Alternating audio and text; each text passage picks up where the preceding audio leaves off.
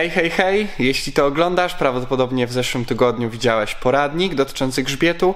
Dzisiaj chciałbym, żebyśmy przedstawili sobie błędy, jakie według mnie najczęściej pojawiają się w tym stylu oraz to, w jaki sposób możemy je naprawiać. Zapraszam do oglądania.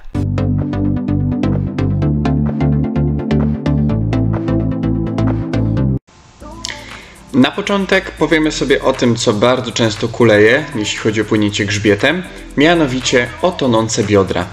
Bardzo częsty problem i teraz co się wtedy dzieje?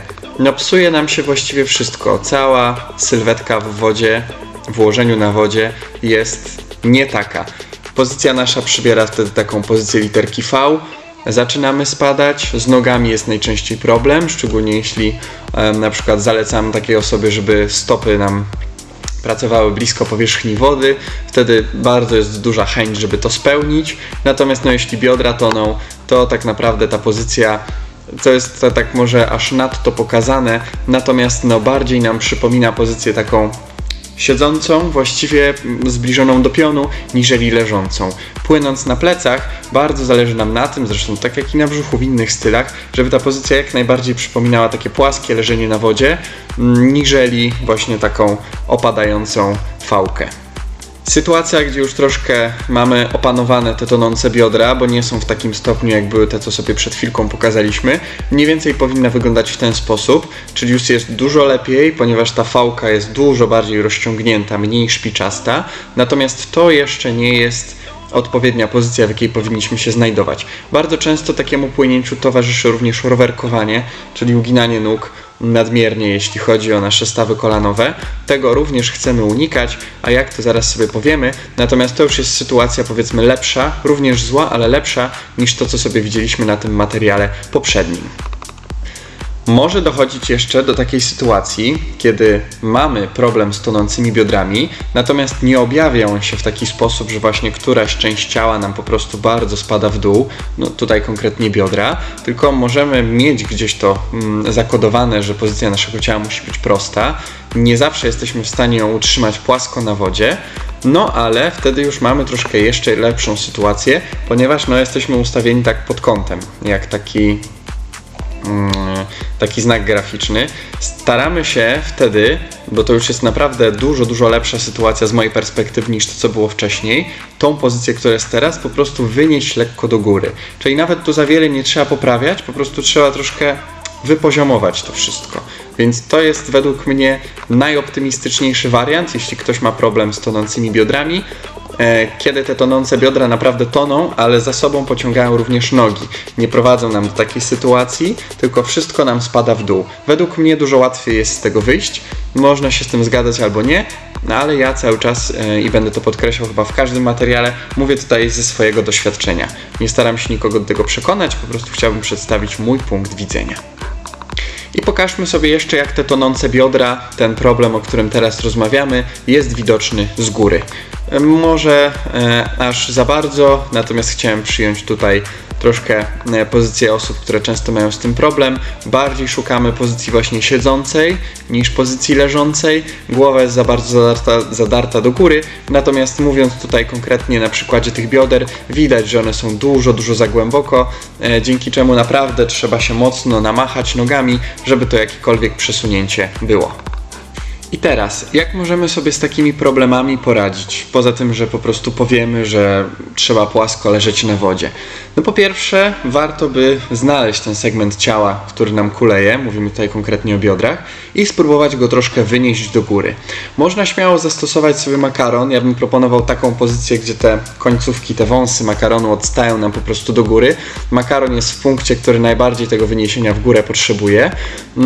I po prostu zlecenie kilku, czasem nawet kilkunastu długości w ten sposób. Na pewno pomoże to tej osobie, która ma z tym problem, z tym, że makaron na pewno ją wyniesie do góry. Jeśli jeden nie da rady, to powinniśmy użyć dwóch, ale naprawdę w rzadkich sytuacjach osoba naprawdę musiałaby być albo bardzo duża gabarytowo, albo po prostu strach przed wodą tak by ją paraliżował, żeby szła na dno. Natomiast wykluczamy te dwa scenariusze.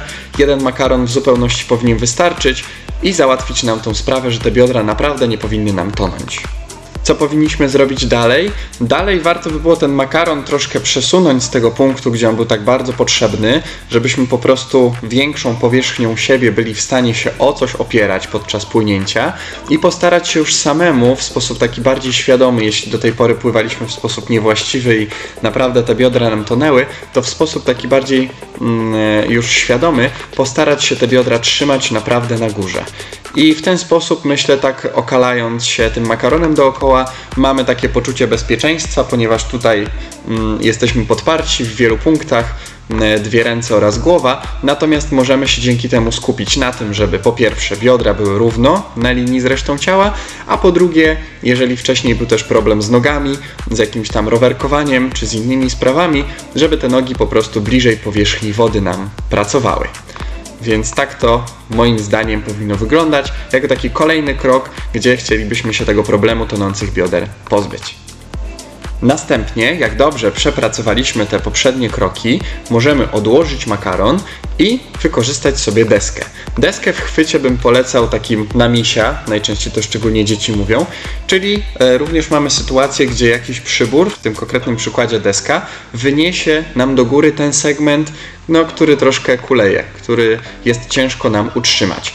Mniej bezpieczne troszkę niżeli z tym makaronem, natomiast również dający gwarancję bezpieczeństwa, chociażby przez to przytulenie i przez to, że deska jest w okolicach bioder. Jeśli w tej pozycji jest coś nie tak, za bardzo nam te biodra toną, można ją jeszcze niżej skierować, tak żeby te biodra naprawdę miały się ku górze. Też fajne ćwiczonko. Na razie i właściwie w większości będziemy tutaj sobie mówić o takiej selekcji. Tutaj mówimy konkretnie o tym, jak płyniemy na samych nogach, jak się uczymy, tak? Jak ktoś płynący całym grzbietem ma problem z tym, z tymi tonącymi biodrami, warto by było albo cofnąć się troszkę do początku, do takich ćwiczeń, albo już w całym grzbiecie spróbować sobie wplatać to, żeby te biodra nam się podnosiły do góry. Ale ja bym osobiście wyznawał zasadę, że lepiej się cofnąć te 2 kroki do tyłu i zrobić później już kilka kroków w przód. Także polecałbym to, o czym właśnie sobie dzisiaj tutaj mówimy. Więc kolejny krok, reasumując, jest to deseczka przyklejona na misia, bądź też trzymana w ten sposób, troszkę bliżej tego punktu, który nam po prostu opada w dół. I jeszcze jednym chwytem deski, takim trudniejszym, może bardziej bliżej znajdującym się tego punktu, z którym mamy problem, ale trudniejszym pod kątem dalej utrzymania tam klatki piersiowej i w ogóle pozycji ciała, względem tego na misia, który pokazaliśmy sobie wcześniej, jest obniżenie poziomu deski właśnie tutaj mniej więcej w okolicach naszych ud. Ramiona już mamy wyprostowane. Wymaga to od nas tego, żebyśmy bardziej kontrolowali pozycję swojego ciała. Już nic nam nie pomoże poza tą deską małą, którą mamy w okolicach bioder, żeby pozycja naszego ciała bardziej przypominała właśnie leżenie płaskie, niżeli jakieś inne znaki. Więc trudniejszy etap, ale etap, z którego już bezpośrednio będziemy mogli na przykład dołożyć sobie dokładankę do grzbietu. W tym chwycie na spokojnie można to zrobić. Dużo ciężej się to robi w tym poprzednim na misia, no bo trzeba odkleić ramię, zrobić. Ciężej jest wtedy z rotacją. Natomiast ten chwyt już śmiało może nam posłużyć do dalszej nauki i cały czas trzymania tego, że jak te biodra nam opadają jakoś tam w ryzach, a dodawaniu już sobie kolejnych kroków w trakcie naszej nauki. Więc jeszcze raz, deska jest po prostu niżej, ramiona są wyprostowane, nie uginamy ich, po prostu są wyprostowane, pracujemy sobie na prostych nóżkach, pilnujemy tego, żeby właśnie nam te biodra nie tonęły. I przechodząc sobie troszkę niżej, poniżej linii bioder, zwrócimy teraz uwagę na to, jak pracują nasze nogi podczas płynięcia grzbietem. Gdzie jeżeli jedna ze stóp na przykład bardziej nam odbija na zewnątrz niżeli druga, dochodzi nam do takiej sytuacji dość często występującej, że płyniemy sobie na samych nogach, mamy płynąć prosto, kontrolujemy nawet tą pozycję, że patrzymy się tam na sufit, a jednak po kilkunastu metrach znajdujemy się bardziej przy stronie liny albo bardziej przy stronie murka, jeśli płyniemy na tym skrajnym torze. Dzieje się tak dlatego, że nakładając kilkanaście, kilkadziesiąt takich samych ruchów, gdzie jedna noga lekko nam odstaje od drugiej, po prostu centymetr po centymetrze zaczynamy skręcać do którejś z tych stron. No i jak się najczęściej okazuje, dopiero przy linie zaczynamy się zastanawiać, co się tak naprawdę stało. Stało się to, że po prostu ten napęd nie przesuwał nas centralnie w tą stronę, gdzie chcemy płynąć, ale poza tym, że prędkość szła tam, gdzie płyniemy, to jeszcze dodatkowa energia była marnowana na to właśnie skręcanie raz na prawą, raz na lewą stronę. I tak sobie jeszcze zbliżymy, jak to tutaj wyglądało. Jedna stopa kopie lekko do środka albo po prostu równo z resztą naszego ciała, natomiast jedna wyraźnie oddaje nam kopnięciem gdzieś tam do boku, dzięki czemu po prostu, tak jak już sobie mówiliśmy wcześniej, po wykonaniu któregoś ruchu, można tutaj zauważyć, zaczynaliśmy sobie na tej linii, która jest narysowana pod wodą, a kończymy dosłownie tam po 6-7 sekundach już przy murku. Więc tego staramy się unikać. A jak tego unikać? Po pierwsze, trzeba zwrócić bardzo dużą uwagę na to, jak układamy nasze stopy. I wiemy już z poprzedniego stylu, że warto by było w tym stylu również mieć palce obciągnięte w dół, natomiast zwrócić uwagę, w jakim kierunku te nasze stopy są skierowane. Bo jeśli jedna pracuje tak, a druga pracuje tak, to mamy problem. Jeśli dwie pracują tak, też mamy problem. Dlatego ja osobiście polecam, szczególnie na początku, żeby stopy były lekko, albo nawet na początku dużo bardziej, skoślawione do środka. Dzięki temu, albo troszkę przez to, kolana nam zwiększą odstęp między sobą, więc może nie tak fajnie, natomiast nie będzie problemu z tym, że któraś ze stóp nam będzie uciekać. Po prostu pracując w ten sposób, bardziej stopy przybierają tutaj kształt takiego dziobu statku i tą wodę rzeczywiście odgarniają w taki sposób, generują takie wiry, że przepychają nas centralnie tam, gdzie chcemy płynąć. Zacząć to należy w taki sposób, że siedzimy sobie na skraju tam, jakbyśmy zaraz mieli wpaść do wody, pupa jest dość blisko tej krawędzi, nogi mamy wyprostowane, paluszki mamy obciągnięte w dół, to już wiemy z poprzedniego stylu. W kraulu, w delfinku, w grzbiecie zależy nam na tym, żeby palce były po prostu obciągnięte do dołu, ale również zależy nam tutaj na tym, żebyśmy zwrócili uwagę na to, jak te stopy pracują. Te poprzednie filmy, gdzie był problem, najczęściej jedna pracowała prawidłowo, natomiast druga gdzieś tam nam uciekała. Prowadziło to do sytuacji, gdzie nas znosiło raz do lewej, raz do prawej strony, w zależności, która tam miała problem. Dlatego ja na początku zalecam, po pierwsze, zwrócenie dużej uwagi na to, żeby palce były obciągnięte w dół, bo jeśli będą pracowały do góry, to będzie tak jak przy kraulu.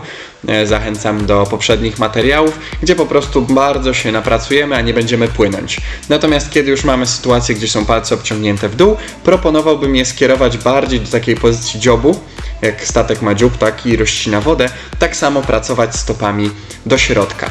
Sprawi nam to po pierwsze, że na pewno będziemy mieli gwarancję, że żadna ze stóp nam nie odstaje na boki, więc będziemy płynąć prosto. Troszkę nam to zwiększy odległość między kolanami, ale to jest ok.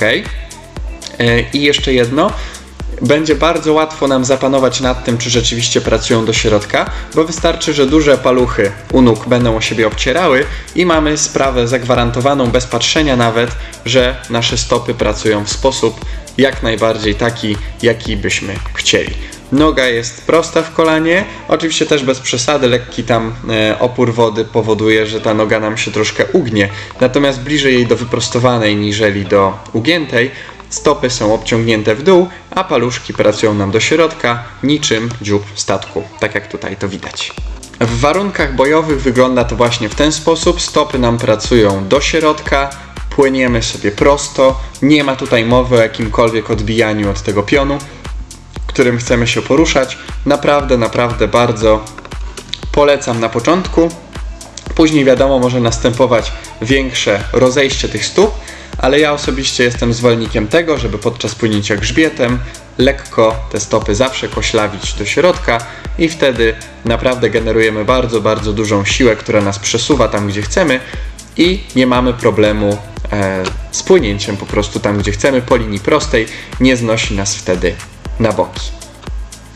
I jeszcze jedno ćwiczenie, jak na przykład nie jesteśmy sami, tylko pływamy z instruktorem albo ktoś nam tam pomaga obok. Jeśli mamy problem z tym, że wszystko robimy tak, jak sobie powiedzieliśmy wcześniej, ale jednak za bardzo nam się nogi tam uginają w kolanach albo po prostu są za nisko, warto dać sobie również taki punkt odniesienia, który jak będziemy czuć pod stopą, to będzie nam świadczył o tym, że robimy ćwiczenie dobrze bądź też nie. Po prostu iść za taką osobą, makaron trzymać w okolicach stóp, tam gdzie one powinny wychodzić z wody i dać zadanie osobie, która akurat właśnie tam płynie, żeby ten makaron był lekko podbijany do góry. Na początku z dziećmi to śmiesznie wychodzi, bo ten makaron bardzo lata do góry, no ale dzięki temu jesteśmy w stanie już później, jak ta pierwsza fascynacja ćwiczeniem opadnie, dojść do tego, że stopy prawdopodobnie powinny nam zostać na tej wysokości, jaką chcemy po prostu otrzymać.